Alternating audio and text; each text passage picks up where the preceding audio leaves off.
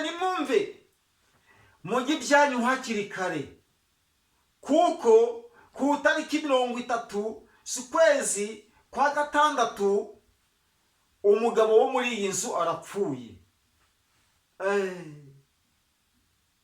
Babyumva bakagira ubwoba, bagahinda umushyitsi, bagakingura. Ati mukozi w'Imana, ni karibu injira.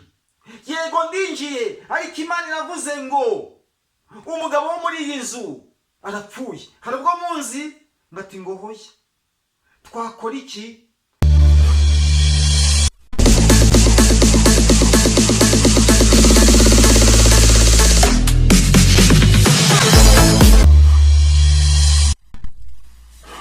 Nifuje kongera kubana namwe mu butumwa nabateguriye buvuga yuko mugomba kwirinda abahanuzi b'ibinyoma, kuko bamaze kugwira cyane muri iyi si. Impamvu barimo bakaza umurego ni ukugira ngo bace intege abumva ibyo bavuga bitari ukuri kubakiye mu ijambo ry'Imana. Muri iyi minsi abahanuzi b'ibinyoma nk'uko muhora mubibwirwa bamaze kwaduka cyane, bamaze kubira, kandi bafite imbaraga zikomeye. Ariko izo mbaraga bafite ntizikomoka ku wabahamagaye ari we Yesu Kristo, ahubwo baratandikiriye Satani arinjira. Bahaye ikaze kuri channel Holiness TV. Imana ibahereze umugisha. Niba ari bwa mbere ugeze kuri channel Holiness TV, ndagusaba gukora subscribe kugira ngo ibiganiro bizajye bitegurwa, bizajye bikugereraho ku gihe. Nawe wakoze subscribe, Imana iguhereze umugisha. Mbere yuko twakwinjira muri iki kiganiro cyacu, tugiye kwiragiza Imana. Mana yacu uhoraho murengezi w'ubugingo, turagushimye kuko ugira neza. Mwami, turagusaba imbaraga, uduhereze guhora tunesherezwa nawe. Amagambo tugiye kuganirira hamwe atugirira umumaro. Uhagarike Satani mu izina rya Yesu, utwangisha ibyo wanga, udukundisha ibyo ukunda. Ni mu izina rya Yesu Kristo Mwami wacu, amen. Imana ibahereze imigisha kandi Imana ibagirire neza. Muhagarike imitima. Impamvu hari abahanuzi b'ibinyoma bahagurutse mwa ino minsi ya none, bari guhangayikisha abantu imitima, bajyana ubutumwa bwihuta cyane. Ubwo butumwa bugasesera mu mutima, bukinjira, ubyumva wese akabasha kubutegera amatwi. Iyo bavuze, uwo babwiye ahinda umushyitsi. Mwirinde kugira ngo mutayoba, mwirinde kugira ngo batabayobya.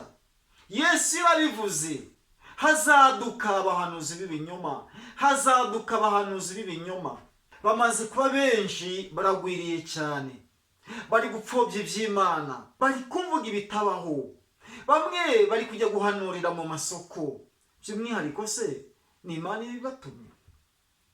Abandi bagahanurira mu migezi, bakajya mu masumo, by'umwihariko se ni Imana ibibatumye. Abandi bakajya mu mago, bagakomangira umuntu runaka, ati ngo Yesu yantumye, Yesu yambwiye ibyawe, kingura nkubwire. Ati wumve, mu kwezi kwa gatatu tariki 17 ugiye muri Amerika. Imana yabasha gutuma muri Amerika, ugiye muri Amerika. Bwahehese nyir'ubwite yabyumva, ngati ngo amen. Nikaze mukozi w'Imana. Ngo yego nubwo wampereza ikaze, ariko menya neza yuko Uwiteka Imana yakwandikiye visa. Mwirinde. Uwo ni umuhanuzi wa mbere.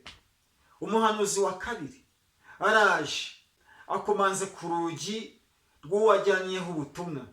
Ati ngo yewe muri mukingure, nimwumve ibyo Uwiteka Imana avuze. Nimwumve mujye ibyanyu hakiri kare, kuko ku tariki 30 z'ukwezi kwa gatandatu umugabo wo muri iyi nzu arapfuye. Babyumva bakagira ubwoba, bagahinda umushyitsi, bagakingura. Ati mukozi w'Imana, ni karibu injira. yego ndinjiye, ariko Imana iravuze ngo umugabo wo muri iyi nzu arapfuye. Hari ubwo munzi ngati ngo hoya twakora iki? Umva, mwakiya gipangu ndi kuburamo imodokari 3. Imodokari imwe muyihereza Imana kugira ngo ivaneho urwo rupfu. Kabone nubwo baba badafite imodokari, bafite amatungo, Imana inavuze muzanira tungo ribagire mu kigwi. Abo bahanuzi bameze batyo baragwiriye. Ibyo bivuyeho hakaza abandi bahanuzi ati Imana iravuze iti igihugu kiratewe, igihugu kiratewe. Kandi by'umwihariko bumvise ku maradiyo, ntabwo ari Imana yamutumye, ahubwo ni amarangamutima. Yagiye ku macano, kuko aba social media bose siko bakunda igihugu cy'u Rwanda cyangwa se igihugu wari wakomokamo. Ugasanga nk'umu social media ateguye inyigisho, harimo harabitse igihugu avukamo cyangwa se ikindi gihugu runaka atiyumvamo. Nimwitegure, mube maso, mube maso, muratewe, tariki izi n'izi haje ibitero kandi bizahitana benshi. Umuhanuzi nawe yabyumva akagendera ku marangamutima, ku byo yumvise. Uwo muhanuzi ntabwo ari Imana ibimutumye, abikuye ku bandi.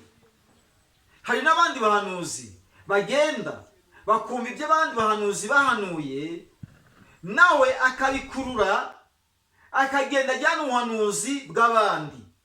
Hari abameze batyo. Hari n'abandi bahanuzi nabo bateye uku, ati ngenda hanura, nta muntu ugomba kumpamagara kuri telefone, nuko ngewe Imana iramvugisha. Irakuvugisha se ukishyiraho bimeze bityo? Waraguye. Umva, wowe umeze icyo ujyana ubuhanuzi bupfuye, wowe umeze icyo wishyira hejuru, wowe umeze icyo umeze nk'umusozi imbere ya Serubabeli, Imana ije kukwitsa.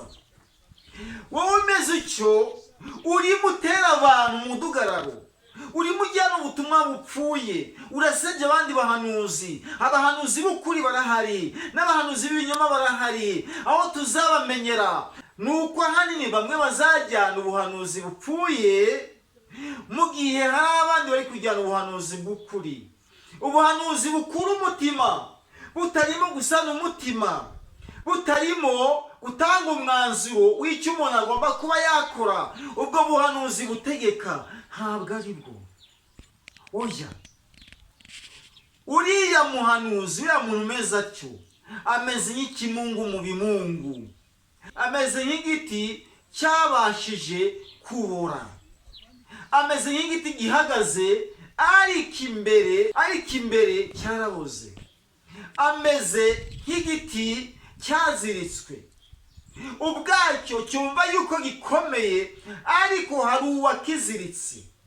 Ubwacyo cyumva yuko gikomeye, ariko kiraziritswe.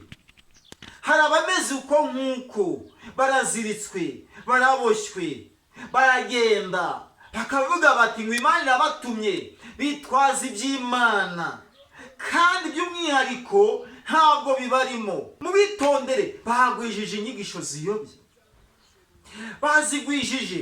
Bamwe bari kwihangira amacano, nkati ngo amatorero baraduciye, ngiye guhanga cano. Bari kujya ni amagurupe, bari kwasisitana, barimo basisitana, umwe akabasha kwasisita uwundi. Ni amagurupe, ni timu. Babandi bagenda bakabya, bafite timu.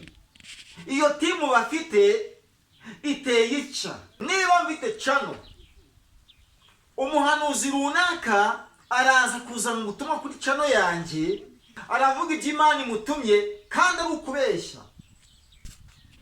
Nyuma yaho, bitewe nuko uriya muhanuzi ufite cano yabashe gukereya, uwo muhanuzi arazwi, mu gihe hari undi muhanuzi nawe waje gukereya channel, arabasha kwasista wa wundi amuvugaho ibyiza, amutaka, kugira ngo babyumve babashe kubakurikira. Mwirinde batabayobya imitima, bameze nk'igishyitsi cyaziritswe kitera imbuto, bameze nk'igishyitsi cyabashije kugugara cy'ubwacyo kikumva yuko kigize, kikumva yuko kiriho, kikumva yuko cyageze ku ntego, nyamara kiraboshywe. Hari uwakiboshye. Bameze nk'igiko gihandana, abahanuzi bameze batyo b'ibinyoma, bameze nk'igiko gihandana. Mubirinde bavandimwe, muzabamenyera ku mbuto zabo. Bahanurira mu mashyamba, bahanurira mu migezi, bagenda amajoro, bumva yuko babashe kujyana ubutumwa bupfuye nk'uko mwabyumvise. Nyabuneka nimwumve, ibi bihe turimo ni ibihe byo kwirinda, ni ibihe byo kwitondera. Babandi babashe guhagarika mu madini n'amatorero bitewe nuko ari ba nyirabayazana bifunga ry'insengero, abo barihindishije ku macano babashije gukereya. Nyamuneka nimwumve, mube maso. Bamwe bari kubiruka mu nyuma. Oya, ntabwo batumwe n'Imana, barimo bashakisha inyungu. Nimuze tube maso, nimuze dusenge. Abahanuzi b'ukuri bo barahari kandi barahanura pe, ariko abandi bo bameze nk'ibishyitsi bitavumbika umuriro. Mubirinde. Yesu yabivuze, ni mubirinde. Bahagurutse bari kumva yuko babavuga neza, bameze nk'abafarisayo. Bari kumva yuko babataka, bameze nk'abafarisayo. Bari kumva yuko bavuga ijambo rikagenda, bagahanurira mu masoko, bagahanurira ku mipaka, bakabeshya, bakumva butoyi, ntibabura kumva amakuru ati ngo imipaka irafunzwe. Babyumva gutyo, bagahita bagurutse ubutumwa ngati ngo Imana iravuze n'imipaka irafunzwe. Twarabamenye. Hanura iby'Imana yagutumye, ntugendere ku marangamutima. Abenshi bari kugendera ku marangamutima, oya turabyanze, ntabwo ari byo. Bakumva ku iradiyo runaka iby'irimo iri gutangaza, ako kanya agashyimba inkuru ati ngo Imana iravuze, kandi itavuze, yagendeye ku radiyo runaka. Bamwe bakagendera ku byo muri Kongo, abandi bakagendera ku byo mu Burundi, ati ngo Burundi buteye u Rwanda. Nukubeshya. Ibyo byo babeshya amarangamutima gusa, nta marangamutima. Imana izabahana. Muri kuyobya abantu, mureke imitima y'abantu ikure neza. Kuva muri 2023 batangaza ubuhanuzi mu Rwanda ngo amaraso ngo aramenetse, amatora ya perezida ntabwo azaba, habayemo ibibazo bikomeye. Oya, nongere mbabwire, nyobowe n'umwuka w'Imana, u Rwanda rurarinzwe. Byemere ubyange, u Rwanda rurarinzwe.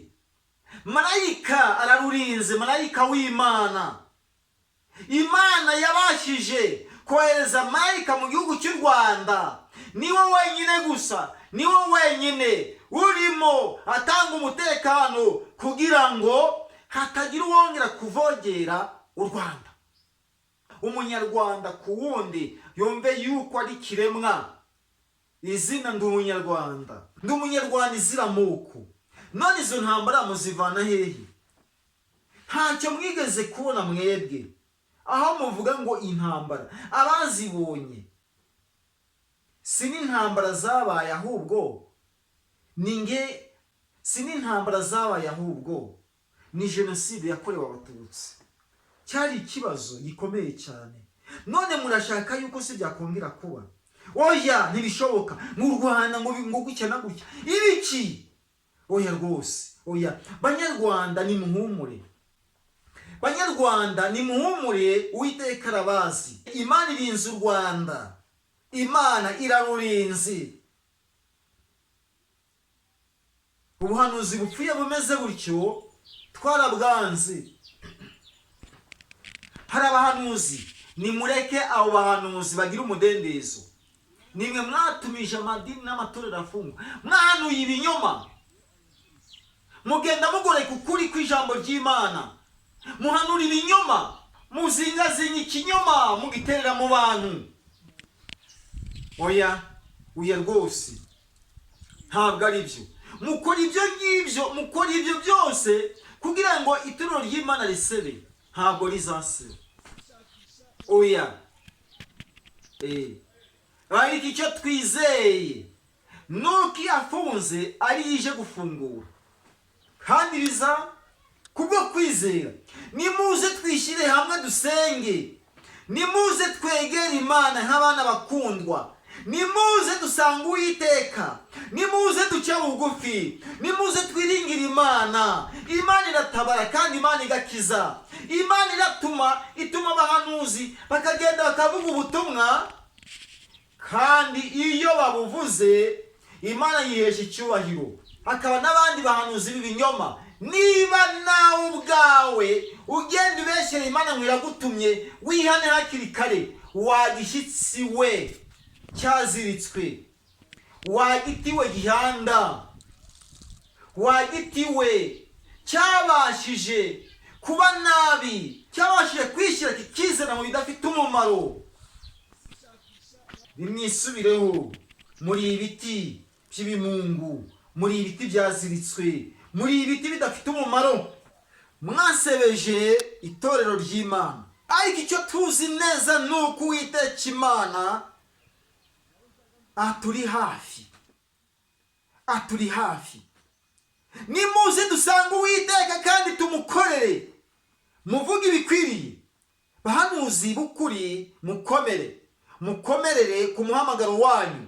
We muhanuzi w'ibinyoma uravukije ubundi ngo Imana iravuze, urigana gusa, uratitira ukavuga indimi ngo Imana ngo iravuze. Ariko umuntu aratitira kuri cano yuzura indimi ngo arahanuye. Guhanura barimo baguhema. Oya, ntabwo ari byo, ntabwo ari byo. Umuhanuzi w'ukuri arahanura koko, akavuga ibyo Imana yamutumye, ntabwo aguruka mu kirere nk'ikizu. Oya, ntabwo bishoboka. Guhanura kuri cano uri gutitira, guhanura kuri cano, kubera iki wagiye kuri cano mbese? Niba wafashe misiyo zo kujya kuri cano, genda ugaragaza Imana, uvuge ibyo Imana yagutumye, kandi ubivuge mu cyubahiro cy'Imana, amaso y'abantu akubona. Vuga iby'Imana, iby'Imana yagutumye, kandi witwararike neza, kandi wisure. Ntubashe gutitira, kuvuga indimi, iki byose bigaragaza ibinyoma, kwishyiraho. Oya, ntabwo ari byo. Hari n'abandi bajyana imitaka mishyashya bakayishwanyirira imbere ya maso ya kamera ngo Imana yamutumye. Imana yagutumye kugira ngo ushwanyire imitaka? Oya, ugiye kugura umutaka w'7,000 uwushwanyirira imbere ya rubanda, kandi nta n'umwe mu banyarwanda n'abandi bo hirya no hino, babandi badafite hepfo na ruguru, wigeze ufasha n'igiceri cy'ijana. Ntabo haguragura umutaka w'7,000 w'8,000 uze ushwanyirira imbere ya kamera mu isi yose ngikubone. Uri muri kwishyiraho. Ubikoze ku cano ya mbere ushwanyira umutaka, ubikoze kuri cano ya kabiri, ugiye kuyindi cano ujyanye umutaka utandukanye na wa wundi, urawushwanyuye. Ni Imana yagutumye? Wafashije abantu badafite hepfo na ruguru, aho kugira ngo ushwanyure iyo mitaka imbere ya rubanda. Hari umubyeyi ufite umwana, agenda amuheka, imvura ikamunyagira nta mutaka, yabuze umutaka uri hasi y'uri gushwanyurira imbere y'abantu. Yo, ni ikibazo, nyamara ni ikibazo. Nimuze twisunga Uwiteka nk'abana bakundwa, kandi tugendere mu kuri dutunganiye Imana, tugende mu muhamagaro wayo. Ntabwo mfobeje abahanuzi, ariko umuhanuzi w'ibinyoma natabasha kuba maso, Imana iramuhaniye. Imana iramuhaniye. Mu kwezi kwa kabiri mu mwaka wa 2023 abenshi bari bazi yuko igihugu cy'u Rwanda kitazongera kuboneka mu munyarwanda. Mu kwezi kwa gatatu gushikanwa mu kwa kane ngo u Rwanda ngo ruzaba rwaragenze ukundi. Murabeshya. 2023 hararangiye, barahanura 2024 ngo mu kwezi kwa 9 haraba ibi n'ibi, mu kwezi kwa 10 haraba ibi n'ibi. Oya. Bamwe bagahanura kuba papa, ngati ngo papa, uriya papa uherutse gupfa.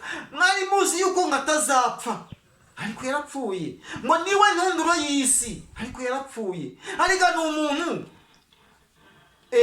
ngo niwe ntundure y'isi. Ngo ndabihanuye mu izina rya Yesu, ngo papa ngo nibwo ngo bugiye kurangiza isi, ngo uyu mupapa nguriho ngo niwe ugiye kurangiza isi. Nyamara murabeshya. Muragenda mubeshya gusa. Kubera iki mubeshya? Mumese kamwe. Ntabwo ari byiza. Murababaza Imana. Oya, ntabwo ari byo. Kubera iki muhanura ibinyoma?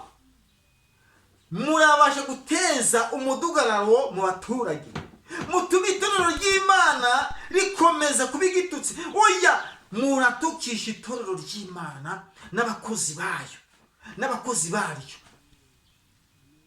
Abahamagawe n'Imana barahari, ariko ibyo ntibizabura kubaho. Yesu yarabivuze yuko abahanuzi b'ibinyoma bazaduka. Ubu bamaze kuba benshi. Banyarwanda, nimukomere, nimugire amahoro y'Imana, mugendera mu kuri no mu butungane. Imana iri namwe. Hari icyo Uwiteka yavuze. Icyo yavuze nuko azabarinda, nimuhumure. Azabarinda kandi yaraturinze. Na n'ubu Imana iracyaturinze, nimuhumure. Amahoro ava ku Mana Data ahira ubuzima bwanyu mwese.